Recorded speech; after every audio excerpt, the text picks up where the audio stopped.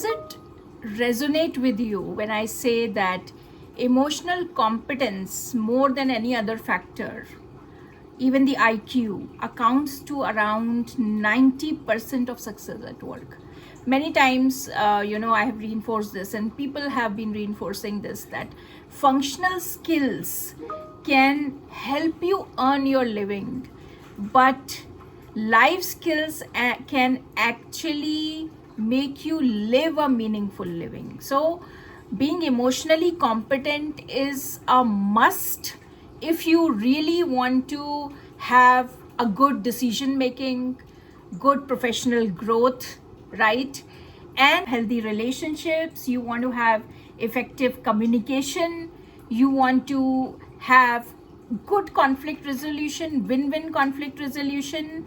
And if you want to take care of your overall well-being, right? So this is, if you are emotionally competent, of course that will be the byproduct. So that is what I always say, that nurturing your life skills is more important than your functional skills, right? Think about this. This is a very, very important piece. And when you define it, actually it is about understanding emotions of yourself and understanding the emotions of others, right?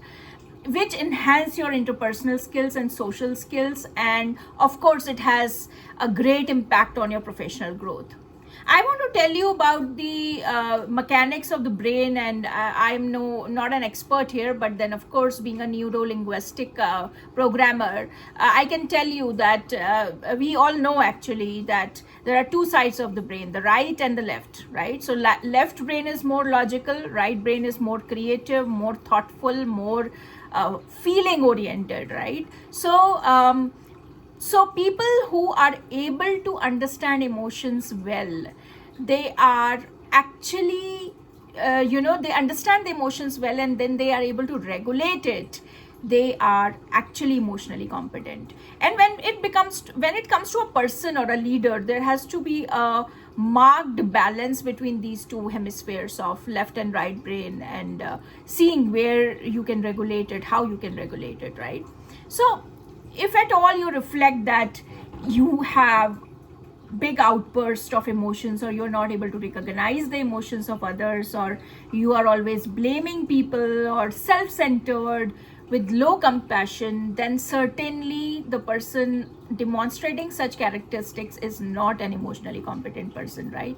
An emotionally competent person will always be self-motivated, will always have exceptional listening skills, will be very sociable. So it doesn't mean that you're pleasing everybody, but yes, you will be sociable, and you will never judge others, and will have very good empathy. So when it comes to a framework, it is very, very important that you should be very much self-aware about your own emotions, and recognize your triggers, that when you get triggered, you know so basically, if I have to tell you about me, I get triggered when something is not in concurrence to my values, right? So you have to really see that where do you get triggered, and at that time it should not be an outburst, it should be a response. You should not be reacting. So create that space between your thoughts and actions. And then people who are better self-aware are able to actually regulate their emotions very well, and they are able to understand the emotions of others, right? And emotionally competent person will always be intrinsically motivated, will depend upon intrinsic motivation, not an extrinsic motivation of getting a promotion or a salary. Will always be seeing that, okay, if I've got my ikigai, or if I'm doing something meaningful which is in concurrence to the higher purpose, and I am having a joyous life and a blissful life, that person is motivated, right? And of course will have a high notch of empathy and compassion towards people, will help people to sail through, and will be socially very adaptive, and will accept things, right? This person will give appropriate responses, and will consciously work on the emotional growth, right? um, I would say that this really helps you to it really helps you to develop your emotional resilience, which is a key for any growth, whether personal or professional, right? So managing emotional responses is very important, right?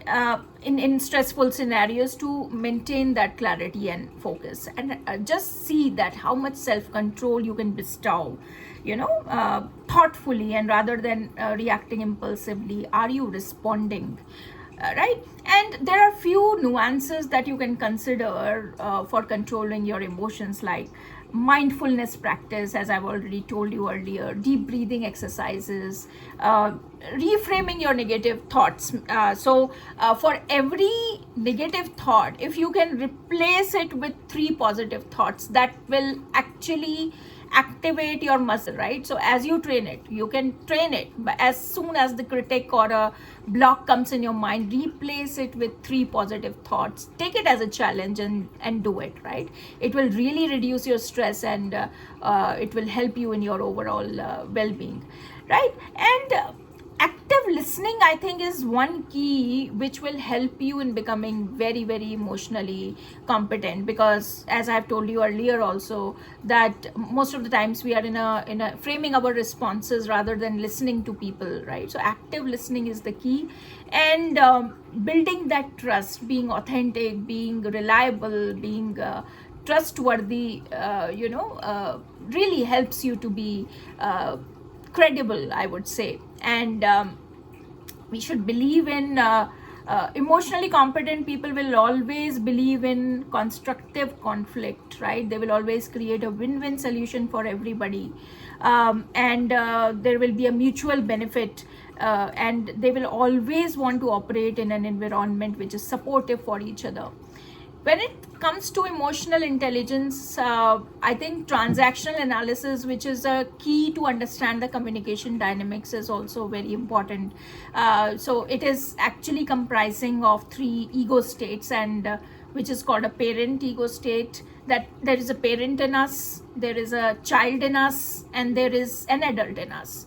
And the problem occurs when in the conversations, if I am speaking as an adult and somebody is responding to me as a child, then there is a crossed conversation or a crossed. But if there is an adult to adult conversation, for example, if I got late and I'm talking to my boss that I got late, and these were the reasons, and my boss is maybe not responding and rather acting like a critical parent, that time it is again a crossed conversation. So there should always be a complementary conversation. When an adult is talking to an adult, there should be a response which should be coming from the adult only. So this also plays a lot of role in emotional intelligence. If you can take care of your ego states, like I told, you can have a complementary transaction. It can help you become more competent. So maybe transaction analysis I will explain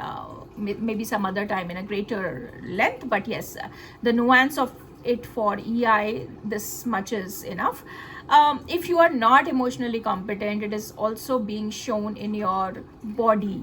For example, if you are criticizing your own self, you will have headache. If you are very stubborn, you will have pain in your neck. If you are not change oriented, you are not accepting change, you will have pain in your elbows. You have a problem in letting go, you will have pain in your hands, right? You have inability to receive pleasure, that time you will have pain in your ankles, right? And just think about it. There are many writings on this, that if you are emotionally competent, even your body responds nicely to that, right? So there is one more concept to understand an emotional intelligence, which is of Johari window, that you can find that out anywhere, and it is very important that there are 4 quadrants in it. That first one is like, which is known to you and to others, and second one is your blind self, which is not known to you but to others. Third one is known to self but not to others, and the fourth one is unknown self, not known to you and not known to others. So the blind self is a big problem. So you can actually operate the Johari window, and you can seek feedback to understand what kind of perceptions are floating around, to see where you can correct yourself. Look at your life positions in a way that you demonstrate always in a quadrant that I am okay, you are also okay. That is the most healthy position to be in. There is again a triangle of drama, which is called a triangle of drama, wherein people, either they are the persecutors implementing something, or they are in the victim zone, that this happened to me, which was unfair, or they are in the helping zone as a rescue in the helping zone. But can you flip that drama triangle into an empowerment triangle, wherein the three things change? You become a creator, right? You become a creator of nice things, and you become a challenger. You are challenging and getting opportunities for your own this, and rather than rescuer, you become a coach. You are playing the dance of insight with your own self and with others to find out what is best for you. So can you flip that drama triangle to an empowerment triangle? And finally, stroking. Stroking is one very important aspect, means you can give positive strokes to your own self, that I'm good, I'm worthy.